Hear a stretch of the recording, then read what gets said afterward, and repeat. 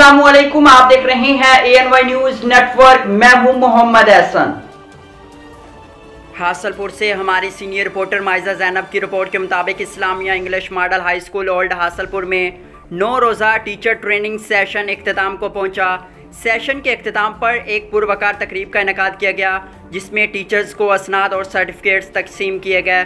तकरीब के मेहमान खुसूसी डायरेक्टर ऑफ स्कूल्स और principal Islamia school Mirza Zafar Iqbal, professor Aftab Alam, professor Zulqarnain, motivational speaker Mian Khizar Hayat advocate, managing director of Islamia school Mirza Abdullah Zafar थे। Director of school Mirza Zafar Iqbal का कहना था कि उस्ताद किसी भी मुल्क का कीमती असासा होते हैं। एक अच्छा उस्ताद बच्चों को अच्छी सोच मुहैया करता है। उस्ताद ही बच्चों की बेहतरीन रहनुमाई करता है। मियाँ खिज़र हयात एडवोकेट का कहना था कि बेहतरीन उस्ताद बने, बच्चों को तालीमी सरगर्मियों से रोशनास करवाएं और उनके टैलेंट में निखार पैदा करें।